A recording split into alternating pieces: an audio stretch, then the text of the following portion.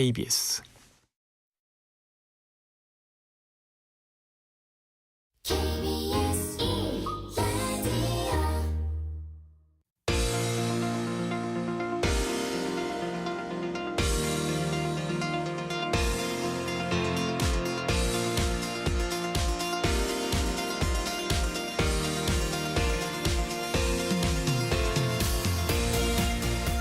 안녕하세요. 성공예감 이대호입니다.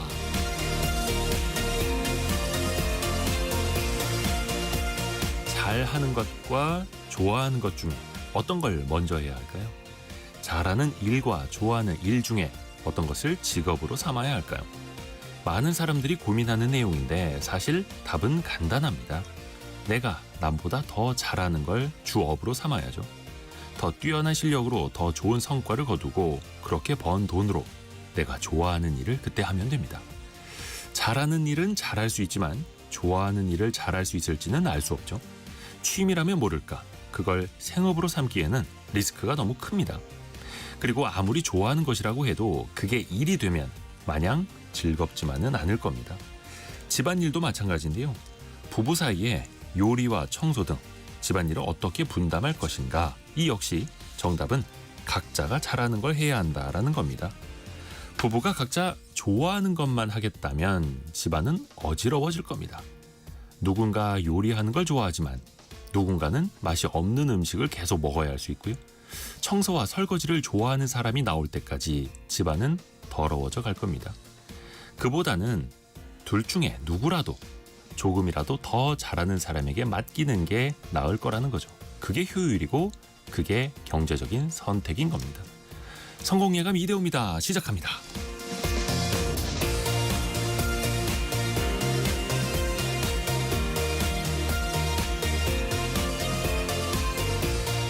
안녕하세요. 이대호입니다. 자, 6월 12일 목요일 아침입니다. 경제상식 퀴즈 내드리기도 전에 우비숙님이 1번 잘하는 걸 선택하는 것이 맞지 않나요? 보내주셨는데 오늘의 경제상식 퀴즈는 지금 나갑니다. 지금 나갑니다. 5글자네요. 정답이. 최근 5년간 우리나라 국민이 하루에 마시는 음료의 양이 20% 넘게 늘었다고 합니다. 그 중에서도 가장 많이 마신 음료는 단맛이 없는 이거였는데요. 진한 에스프레소 커피에다가 좀 물을 타는 거죠. 쓴맛은 남기면서도 깔끔하게 마실 수 있는 커피의 한 종류인데요. 설탕도 들어가지 않고 크림도 들어가지 않고 해서 열량이 좀 낮다고 하죠. 옆에 고란 기자 오늘 라떼 커피를 들고 왔는데 라떼도 아니고 카푸치노도 아니고요. 가장 많이 마시는 커피 5글자로 맞춰주시면 됩니다. 가수 10cm의 노래 제목 중에 이런 것도 있었죠. 그 2글자만 알려드리고 완전 강력한 힌트가 될 텐데요. 짧은 문자 50원, 긴 문자 100원이 드는 샵 9730 또 KBS 콩으로 보내주시면 되고요. 추첨을 통해서 다양한 선물 보내드립니다. 아마도 저희가 보내드리는 커피 쿠폰이 이게 있죠. 추첨을 통해서 선물 보내드리고 있고요. KBS 콩 또 유튜브를 통해서도 언제든지 다시 보고 다시 들으실 수 있습니다. 성공예감 이대호입니다. 자주 검색하시면 성공이 가까워집니다.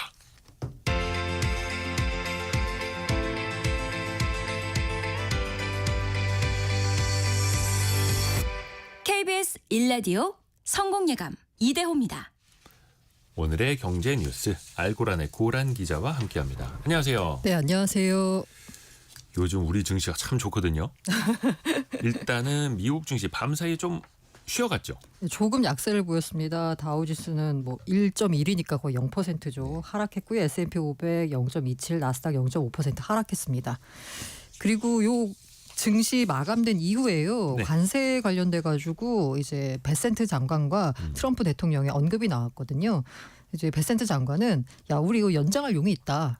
라는 식으로 말했어요. 90일간 상호관세 네네. 유예했는데 이게 7월 거기에서 8일까지거든요. 네, 이제 9일까지. 그러니까 전제 조건이 있습니다. 이게 그냥 미루는 게 아니라 협상에 성실하게 임하고 있는데 협상을 하려면 시간이 좀 필요하잖아요. 그런 이제 기업들 18개의 교육 파트너에 대해서는 우리가 할 용의가 있다라고 했는데요. 그다음에 이제 트럼프 대통령한테 기자들이 물었을 때 네. 7월로 제시한 무역 협상 시한을 연장할 용의가 있지만 굳이 연장이 필요하지 않을 거다라고 밝혔습니다. 누구 말이 맞는 거예요? 대통령 말이 맞겠죠. 베센트도 이렇게 말했습니다. 그 연장 여부에 대해서는 대통령이 결정할 문제이지만 내가 보기에 뭐 연장이 필요하면 협상을 연장할 용의가 있다라고 하는데요. 그러면서 트럼프 대통령 뭐라고 했냐면요. 각 나라의 관세를 수용할지 거부할지를 선택할 서한을 발송하겠다라고 말했는데 트럼프 입장에서는 만약에 연장을 하겠다라는 여지를 두면 이 파트너들이 상대 국가가 협상에 조금 불성실하게 임하지 않을까라고 걱정해서 아마 이렇게 발언한 게 아닐까 싶어요. 네.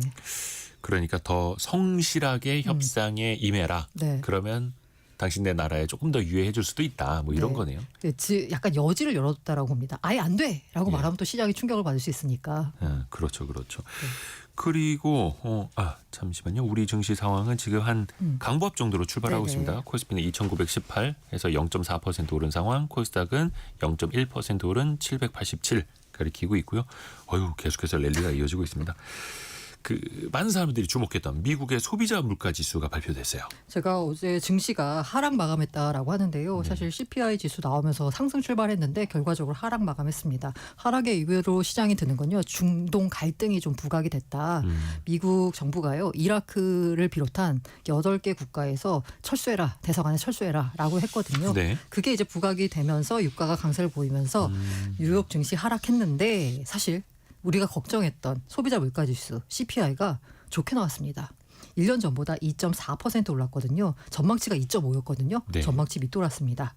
근원 CPI 역시나 전망치 밑돌았고요. 사실 이 5월 물가지표 요것도 주목을 했는데 저는 물가지표에 대한 해석을 보면서 시장이 자꾸 이렇게 끼워 맞추는 거 아니냐라고 했어요.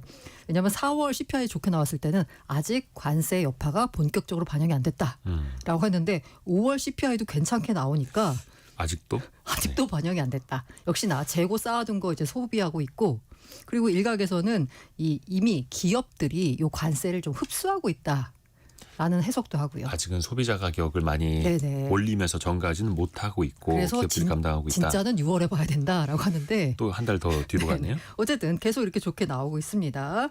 그래서 이 당초 많이 관세 관련돼 가지고 걱정을 했는데 그리고 아까 말씀드린 대로 연장했잖아요. 유예했잖아요. 네. 그것도 역시나 5월 CPI에 영향을 미쳤다라는 겁니다.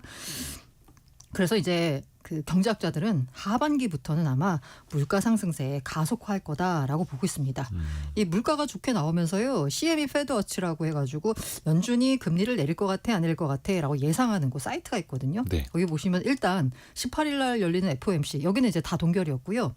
처음에 7월도 안 내리고 9월에도 내릴까 말까가 50%가 안 됐거든요. 그런데 제가 확인해 보니까 9월 인하 가능성이 57.2%로 50%로 웃돌았습니다. 그래서 기준금리 인하 기대감이 좀 있는데 일단은 6월은 가능성은 좀 낮게 보는 거고 거의 99.8%가 동결입니다. 그 이후나 가봐야겠다라는 네네. 거고요. 앞에서도 오늘도 우리 증시 연일 오름세 이어가고 있다 말씀드렸는데 이재명 대통령이 어제 여의도 한국거래소를 찾았어요. 네, 맞습니다. 자본시장 활성화 관련 간담회라고 이제 열었는데요. 네. 사실 이재명 대통령 같은 경우에는 이 돈이 부동산이 아니라 주식시장으로 흘러 들어가게 만들어서 우리 기업이 자본 조달하는데 도움이 되고 국민 재산 증식에도 도움이 되는 구조를 만들겠다라는 거잖아요. 네. 이런 말을 했습니다. 국민들이 주식 투자를 통해서 중간 배당도 받고 생활비도 벌 수 있게 부동산에 버금가는 대체 투자 수단으로 만들면 기업의 자본 조달이 쉬울 거고 대한민국 경제 전체가 선순환될 거다. 그 핵심 축에 증권 시장이 있다라고 강조했습니다. 그러면서 대통령 스스로 자기 본인을요 휴면 개미다라고 했습니다. 쉬고 있는 개미. 네, 맞습니다. 되게 놀랐는데요. 90년부터 역시 뭔가 야수의 심장을 갖고 투자하신 것 같습니다. 소형 작전주, 소형 잡주 엄청나게 샀다가 IMF 때는 심지어 선물까지 했대요. 네. 하다가 깡통 찼다라고 고백을 했습니다. 그렇죠. 그러다가 나중에 제대로 네, 우량주에 맞습니다. 투자를 해서 벌기도 했다 이런 이야기를 했었고 근데 이제 우리나라 기업들이 사실 짠물 배당으로 유명하지 않습니까? 맞아요. 주주 환원을 거의 안 하다 보니까 심지어 공산국가 기업들만큼도 못하고 있는 상황인데 그래서 더 배당을 많이 늘리도록 유인책을 써야 한다라는 지적이 많거든요. 이재명 대통령의 발언 중에 이게 있어요. 생활비도 벌 수 있게 하겠다. 주식 배당으로. 투자로. 네, 주식 투자로 어떻게 생활비를 벌 수 있을까? 바로 배당인데요. 그렇죠. 그래서 배당을 촉진하기 위해서 세제 개편이나 제도 개편을 준비하고 있다라고 밝혔습니다. 이러면서 더불어민주당 이소영 의원이 소득세법 개정안을 발의했는데 거기 이제 배당 관련된 내용이 나와요. 뭐라고 나오냐면 배당 성향이 35% 이상인 상장법인의 배당 소득에 대해 별도 세율을 적용하는 내용의 법안입니다. 그래서 그 이재명 대통령은 이런 이소용 법안을 포함해서 정상적으로 배당을 잘하는 경우에 조세 재정에도 크게 타격을 주지 않는 정도라면 세율을 내려서 많이 배당하는 게 좋겠다라면서 방법을 찾아보겠다라고 했습니다. 아울러서 이 주가 조작 이거 완전 근절시키겠다라는 의지를 밝혔는데요. 적발 즉시 퇴출하는 원 스트라이크 아웃제를 도입하는 등 처벌 수위 높이겠다라고 했습니다. 사실 솜방망이 처벌은 계속 문제였잖아요. 그렇죠. 그리고 그렇죠. 이제 강하게 처벌하겠다라는 겁니다. 그리고 그 배당 소득세를 낮춰주면 세수가 많이 줄어드는 것 아니냐 이런 우려들이 있는데 그 이소영 의원이 그 발의한 법안이 배당 성향 35% 이상이 되는 기업들에게 그 배당을 받은 분들에 대해서 분리과세를 한다라든지 네네. 저율의 과세를 하는 게 맞겠다 이렇게 제안을 한 거여서 그러면 배당 성향들이 높아질 수 있으니 네. 배당을 적게 하는 기업들도 배당을 늘리면 거기에서는 그렇죠. 또 이제 배당 소득세가 더 생길 수도 있다. 썸으로 보자면 개개인별로는 조금 떼더라도 전체적으로 보면 늘어나는 늘어날 수 거죠. 있다. 네. 그렇죠. 그리고 인터넷 서점 예스24 많은 분들이 이제 온라인 이용 많이 하는데 네. 여기가 지금 접속이 안 되는 현상이 지금 한 나흘째 이어지고 있는 네, 거잖아요. 일단 예스24가 자체 조사를 했는데요. 9일 날 새벽 4시에 랜섬웨어로 인한 장애로 홈페이지 애플리케이션 접속 오류가 발생했습니다. 랜섬웨어는 이제 해커들이 컴퓨터를 감염을 시킵니다. 그러고 나서 정상화해달라라고 하면서 이제 하는 방법인데요. 잠가버리는 거죠. 네, 맞습니다. 그래서 너네 이거 풀고 싶으면 우리한테 얼마를 보내 이런 식인 거죠. 그리고 이 부분이 조금 그런데요. 그 제가 아까 9일 새벽 4시라고 했잖아요. 네. 그러면 이 해킹 사고가 발생하면 한국인터넷진흥원 키사에다가 신고를 해야 됩니다. 네. 그럼 9일 발생했으면 새벽에 발생한 건 9일 날 처리할 수 낮에 있었거든요. 하면 되는데. 근데 S24가 10일 날 오후에 키사에 해킹 피해 사실을 신고했어요. 이 부분에 대해서도 이제 사실 사이버 공격 받으면 24시간 안에 관계 당국에 신고해야 되거든요. 지난 것 같네요. 네. 그래서 근데 이게 이렇게 규정을 지켰는지 안 지켰는지 여부는 알려지지 않았습니다. 이게 그러니까 아까 제가 9일 새벽 4시에 발생했다라고 했잖아요. 네네네. 근데 발생은 4시인데 인지를 한 건 또 아. 다른 문제일 수 있기 때문에 근데 뭐 아침에 출근해서 다 인증했을 텐데. 이 부분은 이제 명확하지 않습니다. 어쨌든 관련해서 사안이 조금 중대하다라고 파악을 해서요. 인천경찰청 사이버범죄수사대가 나서서요.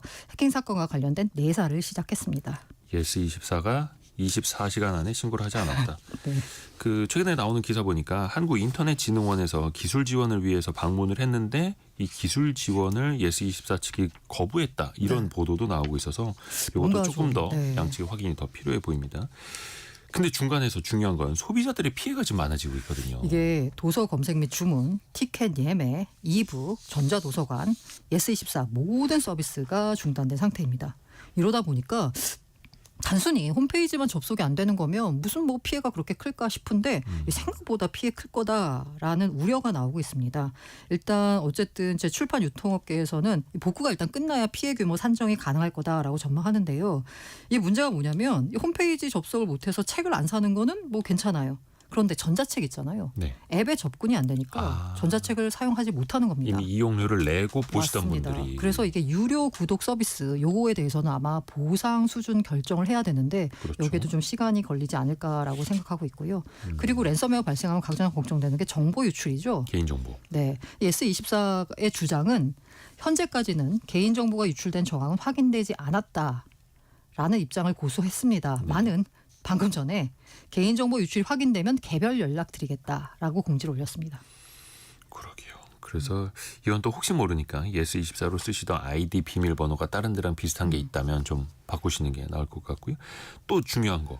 공연 티켓을 특히 예스24 단독으로 판매하는 것들이 좀 있지 않습니까? 맞습니다. 그 단독 판매가 문제예요. 다른 데서 팔면은 그냥 다른 데를 통해서 사면 되는데 그래서 콘서트, 연극, 뮤지컬 이거 일정 연기 불가피하다라고 이제 얘기가 나오고 있는데요. 실제로 박보검 팬미팅 투어, 가수 비아이 등 예매 일정이 미뤄졌습니다. 그리고 아이돌 그룹 엔하이픈 오프라인 팬사인회 취소했어요. 그리고 일부 극단 같은 경우에는 어쨌든 정상 운영해야 되잖아요. 네.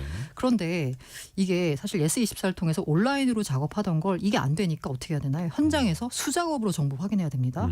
이러다 보니까 현장에서 요거 확인하는데 인력이 또 들어가야 돼요. 그러다 보니까 아마 추가 인력을 또 투입해야 되고 이 발권하고 현장에서 이제 발권하고 이런데 좀 약간 시간이 많이 걸릴 것 같다라는 예상이고요. 그럼에도 불구하고 지금 다른 플랫폼을 당장 구하기는 어렵다. 복구를 기다릴 수밖에 없다라고 하는 콘서트 관계자 입장도 전해졌습니다. 어쨌든 예스24는 공식 입장문 통해서 사과드린다. 불편함을 겪은 전 회원에 대해 구체적인 보상안을 마련 중에 있다라고 밝혔는데요. 네. 어쨌든 빨리 복구가 돼서 피해가 최소화됐으면 하는 바람입니다. 0908 쓰시는 분께서 어제자 공연이 모바일 티켓 공연이었는데 아이고. 입장하기 전까지도 조마조마했어요. 다행히 결제 확인이 돼서 입장을 했습니다. 이렇게 보내주셨는데 정말 이게 피해가 여기저기 많이 또 미치고 있습니다. 빨리 좀 해결되길 바라겠고요.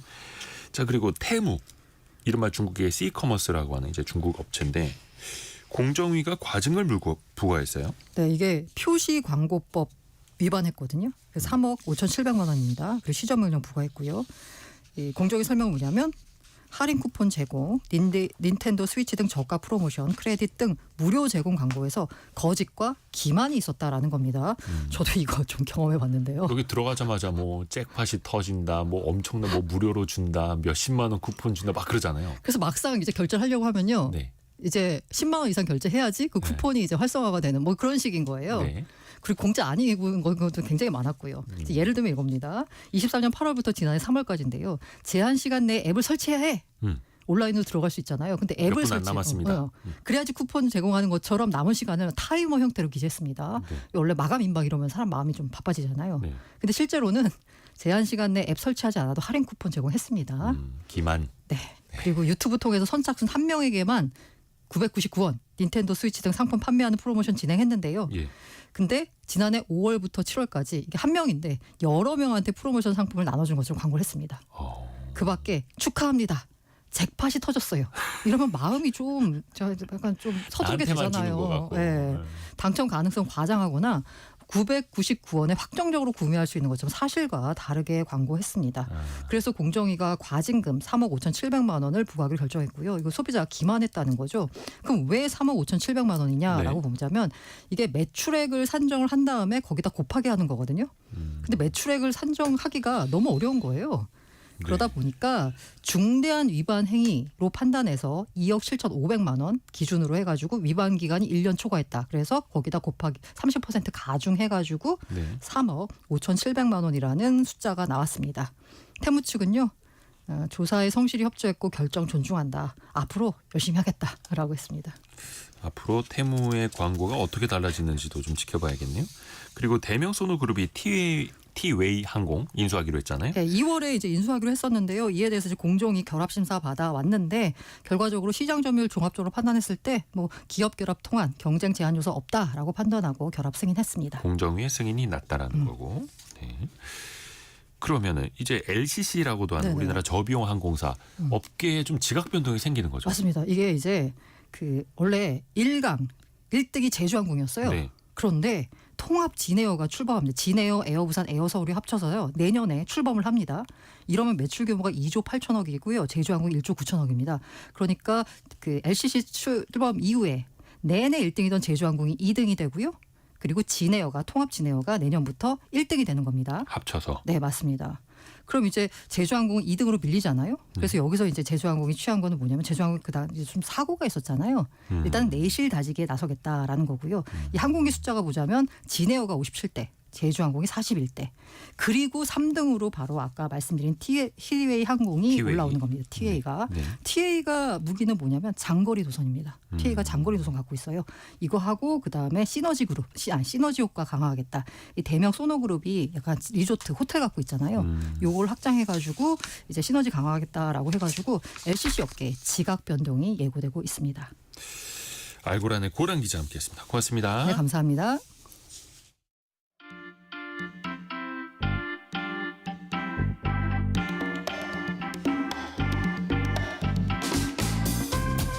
지금 여러분께서는 KBS 일라디오 성공예감 이대호입니다를 듣고 계십니다. 프로그램에 참여하신 청취자 여러분께는 추첨을 통해 Y스트릿에서 밝은 눈과 두뇌 건강, 활력까지 한 번에 와이즈 부스터를, 아름다운 식탁 창조 주비푸드에서 뿌리 담은 리얼 생 와사비를 쉽고 빠른 판촉물 제작 시너지 기프트에서 고속 충전 알람 시계를, 그리고 성공예감에서 준비한 커피 쿠폰을 보내드립니다. 당첨자는 성공예감 이데오입니다 홈페이지에서 확인하세요. 성공예감 이대호입니다. 경제상식 퀴즈 한 번 더 나갑니다. 박영은 님이 정답 문제를 모름. 예. 오프닝 직후에 항상 경제상식 퀴즈 내드리고 있는데요. 중간에 한 번 더 나가죠. 진한 에스프레소에 뜨거운 물을 붓거나 차가운 얼음을 넣어서 쓴맛은 남기고 칼로리를 줄인 커피를 뜻하죠. 라떼나 카푸치노보다 열량이 낮고 또 요즘에는 이걸 아이스로 정말 많이 드시죠. 2222님 아침에는 역시 아조 줄여서 이렇게 두 글자로 부르게 되죠. 박진호님 얼죽아 얼어 죽어도 아이스 이 커피. 겨울에도 이거 뭐 얼음 잔뜩 넣어갖고 들고 다니시는 분 보면 대단하십니다. 대단하십니다. 4298 쓰시는 분은 운전이 직업이라 하루에 이거 3잔 정도 마시고 있어요. 좀 줄여야 하는데 쉽지 않네요. 또 너무 많이 드시면 또 건강을 해칠 수도 있는데. 최유리님이 이대호 기자님이 이 노래 부르는 거 듣고 싶으시다고. 10cm 노래죠. 아메 아메 아메 아메 몇 번 해야 되더라? 더 할까요? 아메 아메 아 몇 번 해야 되는지 까먹어서. 정답은 5글자입니다. 짧은 문자 50원, 긴 문자 100원이 되는 샵 9730이나 KBS 콩으로 보내주시면 됩니다.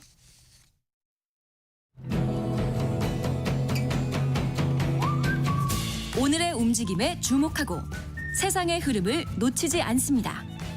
여러분의 내일을 응원하며 성공의 열쇠를 함께 찾아갑니다. 성공예감 이대호입니다. 예전에 수능 끝나면 바로 하는 일이 있었습니다. 운전면허 따러 가는 거였는데 근데 요즘에는 면허 없는 청년들이 늘고 있다고 하네요. 또 반대로 65세 이상 고령 운전자들은 또 계속해서 운전을 하려고 하시죠. 운전면허 반납률이 2%밖에 안 된다고 하는데요. 이 면허에 대한 인식도 달라지고 있다고 합니다. 라떼 경제사 시간에 운전면허의 첫 시작부터 한번 거슬러 올라가 보시죠. 경제 전문 뉴미디어 어피티의 김정인 이사입니다. 안녕하세요. 안녕하세요. 이사님은 운전면허 있으세요? 네네. 근데 이제 운전면허가 지금은 당연히 국가 자격증이잖아요. 네. 근데 초창기에는 이게 민간 발행이었다고요. 아, 네, 그렇습니다. 이제 사설 면허증으로 시작을 했는데요. 사설 운전면허증. 1913년에 경성 자동차 운전자 양성소가 있었습니다. 이제 뭐 그때는 이제 차가 별로 많지가 않잖아요. 그러니까 1913년에 차가 있었다는 것도 신기하네요. 용도가 딱 정해져 있어서 네. 운전 기사를 뽑는 이제 사적으로 좀 채용을 하는 그런 사람들을 위해서 운전 기사를 좀 양성을 하고 그랬죠. 경성 자동차 운전자 양성소. 네, 그러다가 이제 그 국가가 조금 개입을 하기 시작한 게 정확히 100년 전인 1915년인데요. 네, 그때는 이제 112년 전. 단속을 취체라고 했습니다. 그래서 자동차 취체 규칙 제7조에서 운전을 하려는 자는 본적, 주소, 설명 등이 기재된 서류를 거주지관할 경무부장에게 내야 한다 이렇게 규정을 한 게 최초의 뭐 운전 면허를 조금 국가에서 요구했던 건데 네. 1915년에 등록 자동차 대수는 한 80대 정도밖에 안 됐었습니다. 110년 전에 80대가 있었다. 네, 근데 이제 그때 뭐 운전면허 어떻게 시험을 어떻게 봤냐 그러면 이제 경찰 주관으로 해서 실기 시험만 실시를 했었고요. 합격자한테는 이렇게 마패처럼 생긴 자동차 운전수 감찰이라는 명패가 좀 발급이 됐었습니다. 근데 뭐 당시 진짜 차도 한 80대밖에 없었다고 했고 네. 이 차를 끌 수 있는 사람도 진짜 몇 명 안 됐겠어요. 그렇죠. 근데 그때는 뭐 도로 정비도 당연히 안 돼 있었고 예. 뭐 굉장히 다양한 지금은 없는 교통수단들이 좀 있었죠. 우마차라든지 인력거라든지 이제 그 지상으로 다니는 전차가 또 전차. 주요 교통수단이고 하니까요. 근데 이제 이런 것들도 막 늘다 보니까 도로 질서 유지제도 도입 필요성이 좀 커지기는 했고요. 재밌는 게 좀 있는데 1900년대 초에요. 우리나라의 법령 형식의 도로교통 관련된 최초 법령은요. 이제 대한제국의 자로 관리 규칙과 우차 및 진마차 관리 규칙, 인력거 영업 단속 규칙이 또 있었습니다. 그래서 음주운전 금지는요. 네. 1914년 마차 취체 규칙 제14조가 최초이고요. 술 먹고 마차 이제 운전하지 말아라 이런 게 있었고 또 자전거 취체 규칙도 있었어요. 뭐 자전거를 어떻게 타야 되냐. 네. 여기서는 남녀를 불문하고 종아리의 반 이상을 노출하고 자전거는 승차를 하면 안 된다. 이런 규칙도 좀 있었습니다. 자전거 탈 때 바지 걷지 말아라. 네. 아 그래요? 종아리 노출하지 말아라. 아, 노출하면 안 된다. 네. 아, 그런 것도 있었다. 1900년대 초반에. 네. 우리나라 그 한 1920년대부터 자동차가 조금씩 이제 들어오기 시작한 걸로 알고 있는데 네, 그 네. 전에도 물론 있기는 있습니다만 그러면 그때부터 운전자 관리는 어떻게 하게 됐을까요? 체계적으로. 말씀하신 대로 뭐 1920년대부터 자동차가 들어왔는데 자동차가 빠르게 늘 것은 좀 명약 관화하기는 했어요. 네. 왜냐하면 이제 일본에서 건너오는 사람들이 많았기 때문에 그 사람들이 좀 돈을 가지고 들어오잖아요. 그래서 실제로 1915년에 한 80대 됐던 게 1922년에 이제 800여 대로 급증을 합니다. 7년 만에 10배에 늘어난 건데요. 그래서 운전자를 좀 관리할 필요성이 있었기 때문에 이 22년만 돼도 운전면허 시험이 좀 세분화가 돼서요. 필기에서는 자동차 구조, 연료 관련 법령이 좀 출제가 됐고요. 기능에서도 좀 실기도 조금 이제 세분화가 됐고 34년이 되니까 운전면허 자체가 또 보통, 특수, 소형 등으로 구분이 됐고 무면허 운전 금지가 됐고 운전 가능 연령도 이때 정해집니다. 이제 그렇다는 거는 그전에는 뭐 상관없었다는 거죠. 연령이 뭐 어떻든 상관이 없었던 거죠. 근데 이제 운전 연령 제한은요. 거의 한 1950년대, 60년대까지 유명무실하기는 했어가지고 이제 50년대 특히 기사를 보면요. 중고등학생이 운전하다가 교통사고를 냈다는 기사가요. 꽤 많이 등장을 합니다. 50년대예요? 네. 50년대 중학생, 고등학생이 운전하다가 네. 진짜 옛날 얘기긴 하네요. 근데 이제 지금은 당연히 필기시험, 기능시험, 도로주행까지 거쳐야 하잖아요. 네. 이런 체계는 언제부터 만들어졌을까요? 1961년에 이제 우리나라에도 도로교통법이 드디어 제정이 됩니다. 61년도에. 네. 그래서 드디어 이제 운전면허 취득이 국가가 직접 관리를 하는 공식적인 시험을 통해 운영이 되고요. 네. 이때는 이제 그 민간 학원으로 시작을 했지만 그때는 또 민간 학원이 이제 금지가 되어서 그 자동차 운전 교습소라고요. 시도 경찰국에서 직영하는 그런 이제 학원을 통해 가지고 운전을 연습을 하게 됐고요. 이때 필기 시험하고 기능 시험으로 구성이 되고 면허는 또 차량 종류별로 구분이 됐습니다. 그런데 이때는 응시자가 막 몰리면서요. 시험장 적체 현상이 굉장히 좀 심각했습니다. 그래서 면허 취득 후에도 실제 도로 주행 능력이 충분히 평가가 안 돼서 운전 연수를 받지 않으면은 조금 이제 그 실제 주행이 좀 불가능했다. 시험장이랑 예. 완전 다르니까 도로는. 네네네. 그렇죠. 이런 이제 평가가 좀 주로 되는 운전 면허 시험이었죠. 이게 운전면허도 수능처럼 그때그때 난이도가 좀 달라졌더라고요. 네. 특히 80년대에는 시험을 접수하는 것부터도 시험에 들게 했다고. 맞아요. 사실 80년대는 우리 고도 성장기의 좀 끝이잖아요. 그래서 이제 소비 사회가 드디어 좀 도래를 하고 있었어가지고 자동차 관련해서도 마이카 시대라고 하죠. 이제 자동차 보급률이 치솟았는데 면허 소지자 수도요 보면은 굉장히 이제 그 보급률 뛰어오르는 게 보입니다. 네. 1981년에 200만 명 정도가 면허를 가지고 있었는데 네. 1992년에는 1천만 명을 돌파합니다. 10년 만에 뭐 거의 5배가 5배. 됐는데 네. 이제 그러면은 이제 면허 시험장도 그만큼 늘어나야 되잖아요. 근데 네. 그렇지가 못해서 80년대 90년대에는 이 운전에 대한 어떤 소프트웨어, 인프라 부족으로 시험 보기가 더 어려웠죠. 사람은 몰리는데 행정은 또 수기이고요.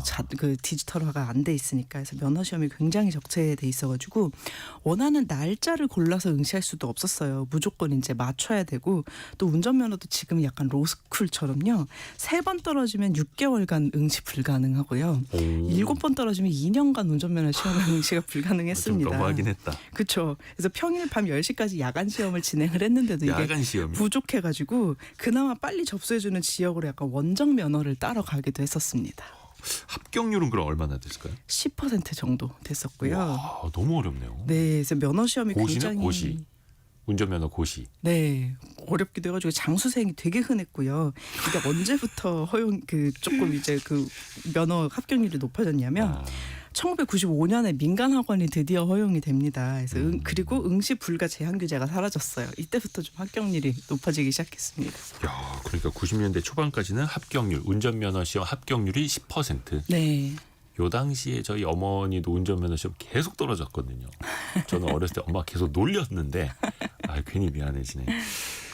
운전면허 시험 그 응시자 전원이 탈락한 적도 있다고요? 맞아요. 이제 1996년에 이제 그 기능 시험에서 S자 코스, T자 코스 이게 좀 도입이 됐는데 이 코스를 시험에 도입한 첫날 응시자 전원이 불합격했다고 합니다. 그래서 그 딱 도입을 하고서 어쨌든 굉장한 변화잖아요. 그래서 방송사가 이제 서울 도봉 운전면허 시험장을 이틀간 취재를 하러 갔는데요. 이틀간 총 195명이 응시했지만 단 한 명도 통과하지 못했다고 합니다. 그래서 나중에는요, 그 십수만에 면허를 취득한 한 시민이 굉장히 기뻐하는 영상 스케치도 좀 방영이 되고요. 재수, 삼수 아니고 그렇죠. 십수. 네. 그래서 1997년에 도로 주행 시험이 최초 도입이 돼가지고 이제 교육 시간이 총 60시간으로 좀 늘어나기도 했죠 이때. 김유진님이 저는 92년도에 취득했는데 너무 기다리셨다. 한 달 반 어렵겠다 했다고. 저도 장수생이었어요. 라고 보내셨는데.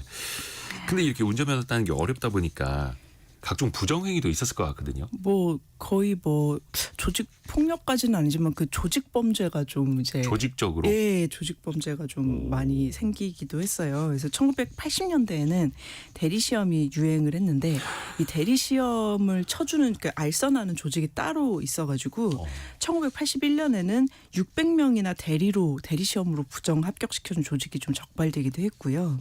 1989년 기사를 보면 또 이제 그 대리 시험이 조금 이제 잦아드니까 경찰관이 네. 자동차 운전학원 간부한테 돈을 받고 수험생들을 부정 합격시켜준 사례가 적발이 됐는데 이것도 또 한두 건이 아니고 정말 수십 건이 기사에 나기도 했고요. 이제 1990년대에는 전문 브로커가 대거 등장을 해가지고 운전면허 시험에 브로커가요? 이때는 또 디지털화가 막 시작될 때잖아요. 그래서 네. 미리 운전면허 필기시험 정답을 입력한 메모리 기능을 갖춘 그 당시로서는 굉장히 비쌌던 일제 전자손목시계를 차고 필기시험을 보게 하기도 했었습니다. 그런데 이 시계도 좀 조직적으로 이제 판매를 했던 게 그 면허시험 교재 출판사에서 미리 입력을 해가지고 이제 판매를 했던 거예요. 007 작전이네요. 완전히. 네, 그래서 시험 시작한 지 10분 만에 그 당시 그 어려웠던 문제 50문항을 40문항 이내 좀 풀어내려가가지고 감독관이 의심해가지고 적발을 하고 그랬던 적도 있습니다. 야, 이게 진짜 옛날 얘기입니다. 네. 80년대 또 90년대까지의 이야기고요. 그러다가 운전면허 시험 수준이 갑자기 확 낮아졌던 적도 있잖아요. 그렇죠. 2010년에 50시간이 넘던 교육 시간이 11시간으로 확 줄면서 네. 이제 물면허 이야기가 나왔죠. 이제 기능 시험도 굉장히 간소화가 됐고 아무나 다 딸 수 있다. 50m만 직진을 하면은 이제 뭐 그래요? 준다는. 네. 저는 그 전에 땄습니다. 기능 시험 합격률이 이제 그 전에 69.9%에서 92.8%까지 한 번에 이제 확 높아졌었죠. 그래서. 기능 시험이라는 게 그 운전면허 학원에 있는 막 D자, S자 이거 맞아요, 왔다 갔다 맞아요. 하는 건데 네. 92.8%가 합격률이 높아졌다. 왜 네. 이렇게 바꾼 걸까요? 그 당시 이제 그 이명박 정부에서 공식적인 기조가 전반적으로 규제를 좀 완화하는 기조이기는 했어요. 규제 완화하면서 네. 운전면허도 더 쉽게. 그렇죠. 그래서 국민들의 시간 경제적 부담 완화와 실효성 제고가 좀 공식적인 명분이었고요. 정부가 뭐 공식적으로 얘기를 한 적은 없지만 이 운전면허 취득이 굉장히 쉬워진 이후에 차량 판매가 증가했다. 뭐 이런 부수적인 효과가 있었다라는 이야기도 좀 많았습니다. 그러니까 부작용이 없을 수가 없죠. 너무 쉽게 운전면허 따게 되면. 그렇죠. 그래서 이렇게 간소화 이후에 1년간만 좀 통계를 보면요. 그러니까 초보 운전자 교통사고는 8,250건으로 전년보다 23% 바로 증가를 했고요. 그 초보 운전자 사망사고도 10만 명당 1.81명에서 2.13명으로 크게 증가를 했습니다. 근데 이때 조금 이제 이렇게 너무 쉬워지니까요. 그 중국에서요. 면허 관광 패키지라는 여행 상품 이 생겨서 연간 5천 명이 넘는 이제 사람들이 그 중국인이 우리나라로 그 면허를 따러 옵니다. 이게 또 그 다른 나라에서 면허를 따도 그 인정이 되는 국가가 있거든요. 근데 중국이랑 우리나라는 조금 상호 인정이 돼가지고 이제 일주일간 패키지 여행을 오면 사흘간은 면허를 따고요. 그 사흘간은 관광하는 패키지가 있었는데 우리 그 사드 사태 때 굉장히 이제 한한령이 있어가지고 네네네네. 중국인 관광객이 줄지 않았습니까? 이때도 면허 관광객은 줄지 않았습니다. 그래요. 네. 그럼 거의 한 10년밖에 안 된 얘기네요. 네. 근데 이게 운전면허 시험이 너무 쉬워도 문제, 너무 어려워도 문제인데 네. 또 이게 규제라는 게 왔다 갔다 하잖아요. 그럼 그쵸. 다시 어렵게 만들었을까요? 2016년에 기능 시험이 이제 다시 강화가 됐는데요. 이 면허 시험이 어려워진다는 이야기가 나오니까 사람들이 막 몰려가지고 그 전에 따야겠다 이런 식으로 이제 그 풍경이 있기도 했었죠. 근데 그 코스가 이렇게 운전면허 학원에서 주행하는 코스가 50m에서 300m로 늘어났고 그러니까 없어졌던 경사로 코스, 뭐 교차로, 좌회전, 우회전, T자 코스, 가속 구간 이런 것도 다시 추가가 됐습니다. 사실 그때는 이게 없었어요. 그 2010년도에 만들었을 때는. 그렇지만 이제 자동차 성능이 굉장히 향상됐잖아요. 네네네. 요새는 거의 자동차가 반쯤 자율주행을 하는 것 같더라고요. 그래서 이제 불필요한 항목이 좀 생겼다. 자동차에 맡기면 된다. 이래가지고 그 항목 30개 정도는 좀 삭제가 됐고요. 이렇게 강화한 첫 달에는 또 기능시험 합격률이 30%대로 떨어졌었어요.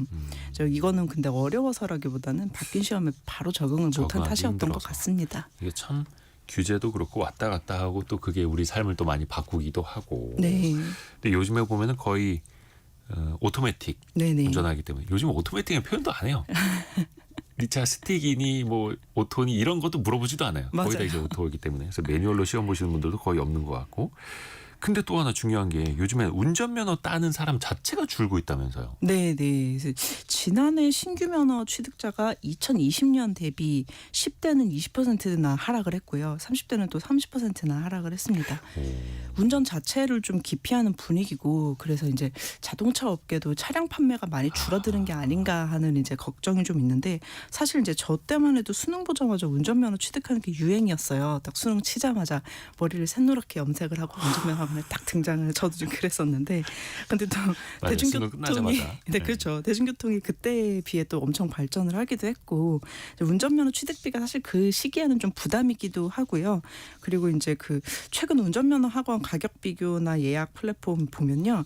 전국 이제 운전학원의 자동 수강료가 그러니까 올해 평균 77만 원 정도 했다고 하네요. 근데 이렇게까지 좀 비싸지는 않았던 것 같거든요. 김영대님도 운전면허 학원비가 비싸요. 100만 원이 육박하니까 부담스럽습니다. 이렇게 보내주셨네요. 네, 그래서 뭐 모르겠어요. 이렇게 따는 사람이 조금 줄어들어서 또 이제 비싸진 또 것인지. 물가도 올랐고 인건비도 올랐고. 그렇죠. 그리고 이제 생각보다 차량 유지 비용이 좀 큰데 취업 시기도 엄청 또 늦어졌잖아요. 전반적으로 좀 2030의 경제 활동 자체가 위축되는 분위기여서 여기서 또 디테일하게 나타나는 게 아닌가 싶습니다. 물론 이제 젊은층 인구가 줄어드는 영향도 있겠지만 그보다는 10대가 20%나 30대는 30%나 네, 많이 네. 줄었다. 운전면허 따르는 사람들이 그래요. 앞으로도 이런 흐름이 계속될까요? 저는 좀 계속 되리라고 보고 있는데 왜냐하면 서울 안에서는 대중교통이 사실 훨씬 편하지 않습니까? 근데 이제 청년들이 그 저 때에 비해서도 수도권 서울로 많이 몰려왔고 네. 또 청년 일자리도 서울에 좀 몰려 있지 않나 싶어요. 그래서 경제 성장률이 다시 또 기대 이상으로 치솟거나 아니면 서울 밖으로 일자리가 좀 늘어나지 않는 한 이 청년층의 운전에 대한 관심은 좀 계속 낮아지지 않을까 하는 이제 전망이 좀 보입니다. 앞으로 또 자율주행차도 나오고 물론 이제 자율주행차가 되더라도 운전면허가 있어야 되는지 없어도 되는지는 아직 규제는 없습니다만 그렇죠. 또 자율주행 시대에는 또 어떻게 달라질지 이것도 재밌겠네요. 그래서 거의 지금 거의 한 110년 전, 120년 전까지 갔다 왔습니다. BT의 김정인 이사와 함께했습니다. 고맙습니다. 감사합니다. 라디오 정보센터 다녀옵니다. 어제 우리 군이 대북 확성기 방송을 1년 만에 중지한 가운데 북한 역시 대남 소음 방송을 중단한 것으로 보입니다. 합동참모본부는 오늘 북한의 대남 소음 방송이 청취된 지역은 없다고 밝혔습니다.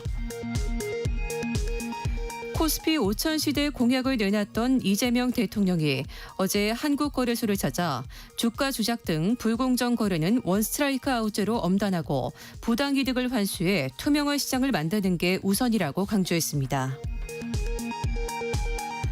오광수 대통령실 민정수석이 검사 재직 시절 차명 대출에 관여했다는 의혹이 새롭게 제기됐습니다. 부동산 차명관리 논란에 이어 새로운 의혹이 불거지자 야당은 사퇴를 촉구했고 대통령실은 일부 부적절한 처신이 있었다면서도 거취 관련 언급은 피했습니다.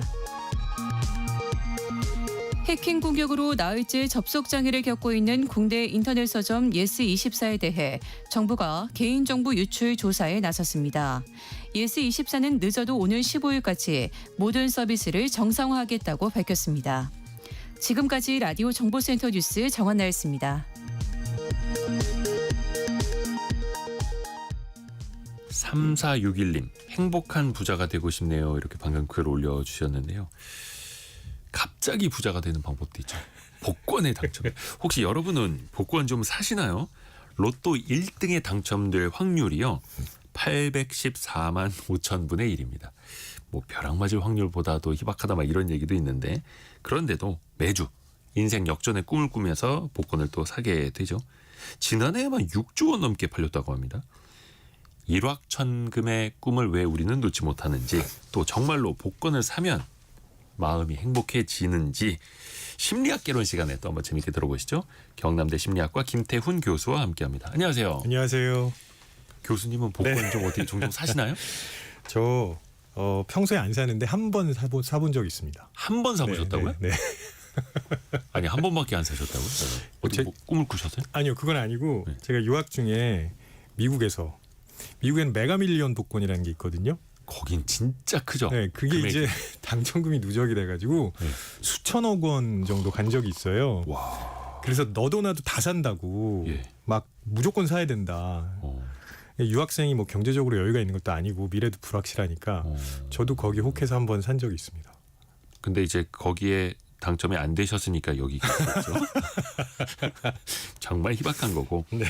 그 한 번 사보신 거예요? 네. 오 신기하다. 아니 그 복권을 거의 안 사신다는 분들 만나기가 더 쉽지 않은데 그 안에 담겨 있는 심리 네. 한번 또 우리 김태훈 교수님께 배워볼게요. 앞에서도 제가 말씀드렸는데 네. 로또 1등 당첨 확률이 814만 분의 1이잖아요. 그렇죠. 그런데도 사람들은 기대를 합니다. 네. 나는 되지 않을까? 언젠간 되지 않을까? 이거는 어떤 심리일까요? 그 814만 5,060분의 1이라는 게 굉장히 낮은 확률인데 어느 정도인지 감이 오세요? 감으로 나누죠. 이거 숫자도 참. 2등도 135만 7,510분의 1이거든요. 네. 이게 극단적으로 낮은 확률인데 이 정도가 되면 사람들이 이게 뭐지 하고 잘 인식을 못합니다. 그래서 제가 수치로 한번 바꿔볼게요. 네. 814만 5천분의 1이라고 하지 않고 1등 당첨 확률을 이 퍼센트로 바꿔보면 네네. 0.00001%입니다. 네. 감이 안 오긴 매 마찬가지긴 합니다만. 네, 네. 근데 이렇게 바꿔 보셔야 돼요. 사실 814만 분의 1이라고 하는 것보다 0.00001%다 하면 아 이건 아니구나라고 생각하시거든요. 예. 2등도 0.00007%입니다. 예. 그래서 이 정도는 사실 뭐 거의 불가능하다고 봐야 되는데 문제는 사다 보면 종종 5등, 어쩌다 4등 이렇게 한 번씩 당첨이 됩니다. 아, 5,000원짜리. 네, 5,000원짜리, 네네네. 4등은 5만 원짜리. 예. 네, 이렇게 당첨이 되면 이런 걸 이제 되네 이런 생각을 하게 만들어요. 그렇죠. 혹시 네. 이게 간헐적 강화라고 하는데 간헐적 강화. 네, 랜덤 쿠폰 같은 겁니다. 거봐 나도 운이 따른다니까 이런 거죠. 그렇죠. 예. 어디 음식점에서 뭐 하나 서비스 당첨되면 네. 근데 이러다 운이 막 붙는 거 아니야? 이렇게 되고 왠지 운이 여기저기서 오는 것 같고. 저 우주의 기운이 느껴지고. 예. 게다가 또 주변에 1등 당첨된 사람들 이야기가 나와요. 지나가다 보면 맞아요. 플랜카드 걸려 있지 않습니까? 네. 여기서 1등 당첨됐다고. 그런 뉴스만 귀에 쏙쏙 들어옵니다. 더 크게. 그러니까 이 당첨 확률 자체도 착각을 하게 되는 거고요. 네. 1등 당첨됐다, 누가 대박 났다, 인생 역전됐다라는 게 더 크게 들어오는 거예요. 네. 그 확률 자체보다. 이게 그래도 이제 뭐 지난주에도 1등 당첨자가 한 20명 나왔다고 하고 그렇죠. 네. 10몇 명, 뭐 20몇 명, 또 정말 많았을 때 60명 이상 당첨된 적도 있어요. 네. 아니 이게 814만 분의 1의 확률을 뚫는 사람들이 이렇게 많나? 이것도 잘 이해가 안 가기도 하거든요. 근데 그 당첨된 분들의 숫자가 아니라 구매한 사람의 숫자를 봐야죠. 구매한 분 몇 명이나 될까요? 정말 많아요. 네, 이거 제가 대략 자료를 찾아봤는데 예. 한 주에 한 1억 장 정도 팔린답니다. 그러니까 평균적으로 해당 1억 장 이상이 팔린다. 네. 1억 장 중에 20명인 겁니다. 그러니까요. 그러면 이거는 뭐 사실 뭐 한 분이 5장씩 보통 사시니까 1,000원짜리. 네. 그렇다고 해도 2천만 분의 20이에요. 요게 저도 예전에 로또 관련된 콘텐츠 만들면서 계산을 해보니까 네. 1억 장이잖아요. 그리고 814만 분의 1 확률을 나눠보면 산술적으로 매주 12명의 당첨자가 나오는 게 맞아요. 맞아요. 네. 그래서 네. 1등 평균 당첨자 수가 주간으로 12명이 나옵니다. 그렇죠. 이 대수의 법칙이 네, 네, 여기 통하는 거죠. 네. 근데 많은 분들은 네. 여기서 로또 이거 조작된 거 아니야? 맨날 이렇게 또 오해하시고. 그렇죠. 그렇게 대수의 법칙으로 생각하셔야 되는데 네. 많은 분들이 20명에 집중하는 소수의 법칙을 생각하시는 거예요. 어떻게 이번 주 20명이나 돼? 그러니까요. 이렇게. 게다가 또 하나는 뭐냐면 생존자 편향이라는 게 있어요. 당첨자들은 내가 1등에 어떻게 당첨됐는지 막 비기를 전파하는 것처럼 그리고 어디에서 사야 된다 이런 얘기도 많이 하시고 그래서 명당. 네. 근데 그렇게 했는데 당첨이 안 되는 분들이 훨씬 많다는 걸 기억하셔야 됩니다. 그렇죠. 그러니까 이것도 생존자 편향. 1등에 당첨된 사람이 대서특필되고 그렇습니다. 더 크게 와 닿으니까. 근데 항상 산술적으로는 이렇게 나올 수 있다라는 네. 걸 알아야 돼요. 그게 내가 아니어서.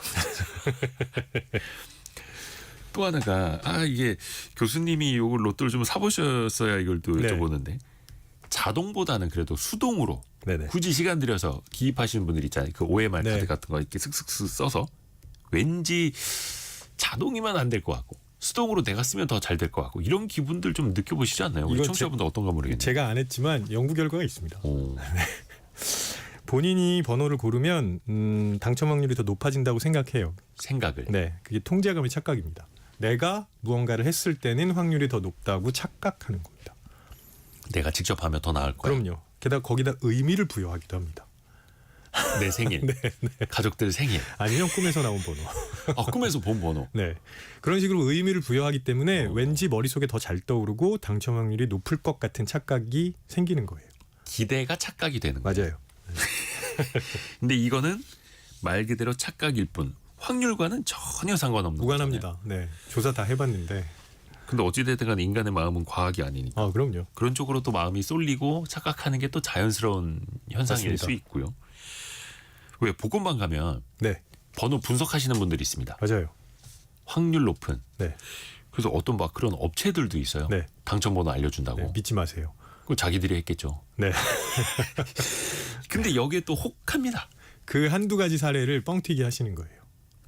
우리가 알려줬더니 그중에 1등 나왔다. 네, 네, 네. 뭐 그런 사례가 하나 있었다 치고 그러면 그게 이제 마치 자기네들이 비기를 가지고 있는 것처럼 확대해서 자꾸 보여주는 거죠.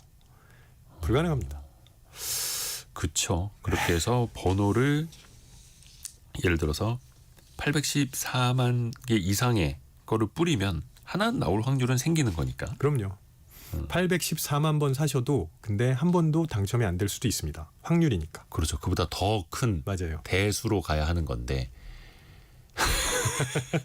해서 로또를 전체를 다 사서 확률만큼을 사려면 814억 원어치 네, 사야 네. 된다. 맞습니다.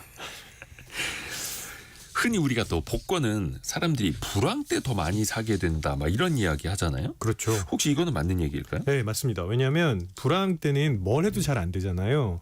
그러니까 이런 어려운 상황을 타개하려고 이런저런 시도를 계속 하는데 그래도 별다른 뾰족한 수도 없고 가능성도 안 보이면 자포자기하게 됩니다. 아하. 내가 나의 삶의 주도권을 잃은 것 같은 느낌이 들거든요. 그러면 어차피 안 되니까 우연이나 운에 기대고 싶다는 생각이 들고 그 어차피 중에 힘들어서, 하나가 너무 복권입니다. 힘들어서. 네, 유연옥님도 요즘 너무 힘드니까 로또에 기대고 싶어요. 그러니까 누구나 사실 또 네, 네. 이런 생각을 할 수밖에 없는 거고. 제가 혹했던 것도 그거였습니다. 유학 가서 힘드니까 돈도 떨어져 가고 네. 누구나 그렇죠. 누구나 그런 심리를 가질 수밖에 없고 네. 빠르게 부자 되고 싶고. 그럼요. 그리고 이제 이럴 때는 미래가 잘 안 보이잖아요. 그럼 저축을 하는 거는 거의 불가능하게 됩니다. 오래 걸리고 힘들고 네, 네, 답답하고 그래서 고위험 레버리지 투자하시는 분들 많잖아요. 한 방에. 네, 불황 때 더 많아집니다.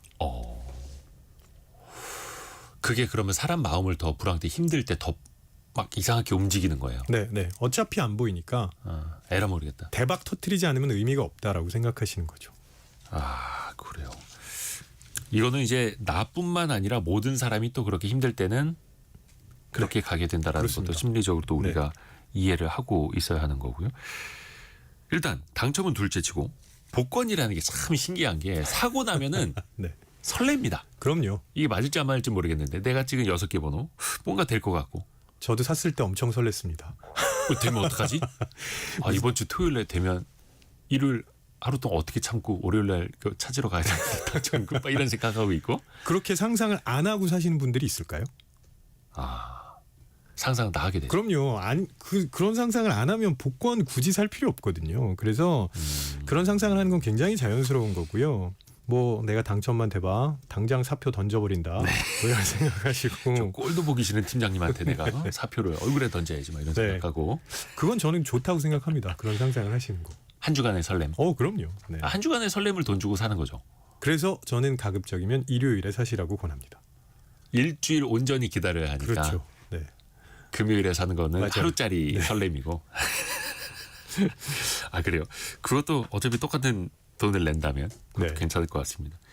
또 가끔씩 어쩌다 한번 좋은 꿈 꿨을 때 사는 사람 말고 꾸준히 네. 매주 네네. 또 많이 사시는 분들이 있거든요.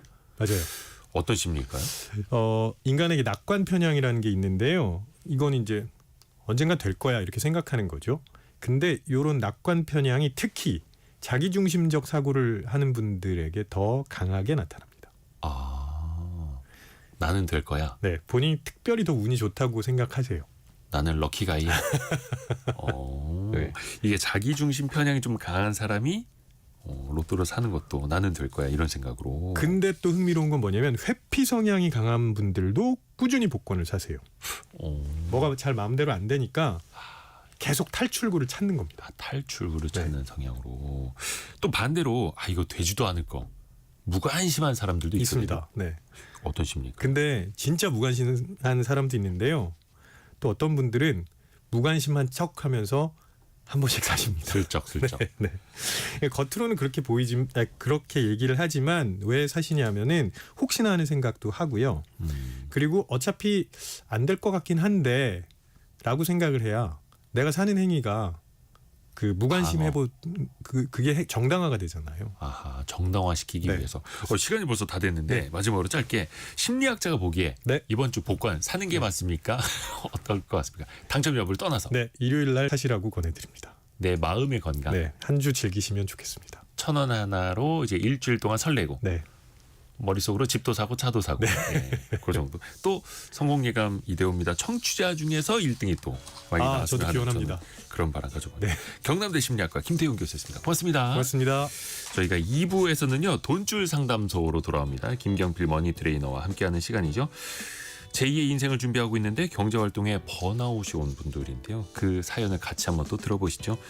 잠시 뉴스 들으시고요. 10시 5분에 금방 다시 돌아옵니다.